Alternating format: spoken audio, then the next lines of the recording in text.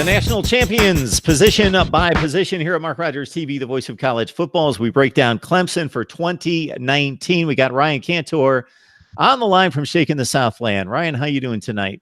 Great. It's always great to get an invite.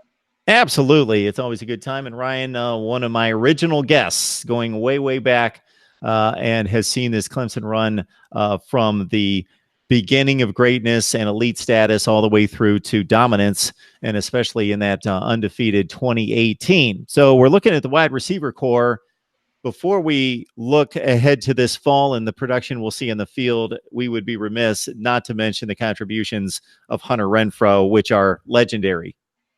Yeah, and now on the Raiders, Renfro really squeezed every bit of production out of his raw talent and his physique. Great hands.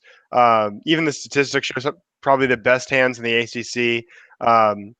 He wasn't the tallest or the strongest or the fastest, but he ran sharp routes, accelerated through his cuts, and always managed to just be extremely reliable. You could always count on him, and Clemson would go to him when they needed, a 3rd and 6 type play. And that's probably that's obviously our big loss, and that's the type of hole that's going to be tough to fill, especially with Amari Rogers going down to a knee injury. Because Clemson has a ton of deep threats and a ton of just general big play threats with some of the athletes they have. Yeah, Amari Rogers with 55 receptions, about 16 per catch and 4 touchdowns is an obvious loss, but at a position that is well primed, considering the contributions of Justin Ross, who just looked the part from day one, 5-star, was expected to be one of the great players coming into college football, and certainly proved big on the big stage against the best teams. And T. Higgins, a guy that I've liked for quite some time in regards to his talent. And so the tradition, the new tradition of Clemson wide receiver talent just being off the charts continues with those two in particular. Yeah, they're exceptional. You saw Justin Ross. You started to see it in that Georgia Tech game when Trevor Lawrence came in. At least when I first really noticed how great this player was. And the more Trevor Lawrence got more and more playing time, the more you saw Justin Ross really take off, both a combination of him getting more comfortable in the offense, and there just seemed to be a special chemistry between Lawrence and Ross. Now he's entering a sophomore season after just going bonkers in the college football playoff. I think what's interesting about Clemson's wide receiver core, they don't lack for talent whatsoever. But normally you'd see them with a guy like Hunter Renfro, a guy like Adam Humphries, a great route runner who's not going to blow up for, a 70-yard, bomb, but is going to be super reliable on 3rd down. And instead, now with this year, we've got a ton of guys like Higgins and Ross, just elite freak athletes. Normally we'd play those guys. We call it the 9. We call the 3 different receiver roles, the 9, the 2, and then the slot, which is the 5 in our offense. But the 9 is where you'd see like a Martavis Bryant type line up at the line of scrimmage, tall guys going to run straight and jump over people. But we've got quite a few guys who kind of fill that role. And so it's going to be really interesting to see how the offense uses those talents, gets them all on the field at the same time. Obviously you got T. Higgins, Justin Ross. You're not going to bench one because they both really play the same wide receiver position. So you saw last year they started working them both on the field at the same time. We have DeAndre Overton, who's a taller guy and really fits that role as well, but he needs to get his snaps.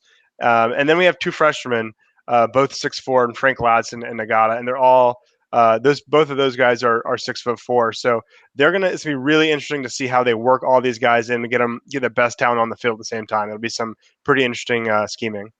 Yeah, and checking out the Clemson spring game and the way it was approached by the network was really good in regards to highlighting specific players, and they really broke down not just the talent and the freakish athleticism of the 2 recruits that come into the program and get that jump start of spring practice and all the way through the summer before the team convenes again in the fall in August, but just their acumen being off the charts in regards to their ability to know their role within the offense, read the secondary, read the coverage, and have a high football IQ from the time they stepped onto campus.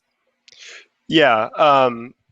It's fortunate as Clemson's stars risen and really become kind of a national we can recruit nationally now. Clemson's always been very vigilant about picking the guys who are a good fit for the program. Now there's so many top recruits that want to join Clemson. You could find great fits that are also 4 and 5 stars. You don't have to sacrifice talent or character, and so that's what we're starting to see. This is a great class we have coming in. Next year's going to be even better. I think Joseph Nagada out of California is really a great example of Clemson's kind of growing national footprint. We just won a national championship in California. Now we have a top wide receiver out of that state choosing us over Washington, where his brother plays.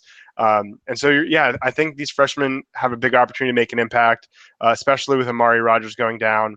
And Darian Kendrick, who was the top wide receiver out of South Carolina just a few years ago, is possibly going to move to cornerback. I don't know if that plan is still going to be in the works with the Amari Rogers injury, but it seems like that's a bigger position of need, even with Renfro leaving and Rogers getting injured. We've got Ryan Cantor on the line from Shaking the Southland. We encourage you to check out his work and the rest of the crew there on SB Nation, covering the national champions, 15-0 last season, of course, and a stellar wide receiver core. Anything else on this unit, Ryan? Yeah, I think there's 2 guys that I think a lot of Clemson fans want to see really break out. One of those guys I briefly mentioned is DeAndre Overton. He's a senior now, 6'5". He only had 14 catches last year. 3 touchdowns, though, including a real pretty one against Texas A&M. But it seems like it's his time. He is pretty talented every time you see him on the field. It's pretty impressive. But like I was saying, he's one of those, he's 6'5". He's kind of in the mold of T. Higgins and Justin Ross, but it's really hard to win playing time over those guys. So it'll be interesting to see how they move him around. Cornell Powell was a huge recruit out of North Carolina a couple years back. He's a fourth-year player, redshirt junior. And we'll see how they use him. Is possible he can move to the slot or that 2 position, which is what Sammy Watkins played, where they'll kind of use you on sweeps.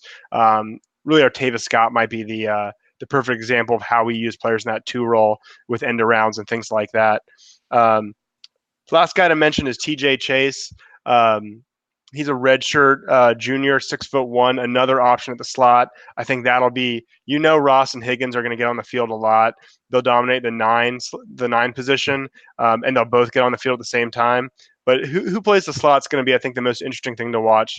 But regardless of who it is, Clemson, even with Hunter Renfro, the beloved, leaving, and with Amari Rogers getting hurt, and even with Darian Kendrick moving to cornerback, they're very well stocked. I think the thing to watch is just how they use these different talented guys.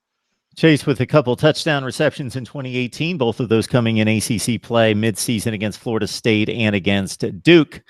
Ryan Cantor, Shaking the Southland, jumping on board with us to break down what has been one of the elite positions in college football over the last 7 or 8 years. Ryan, we appreciate you stopping by. Yep, I always appreciate it. Thanks.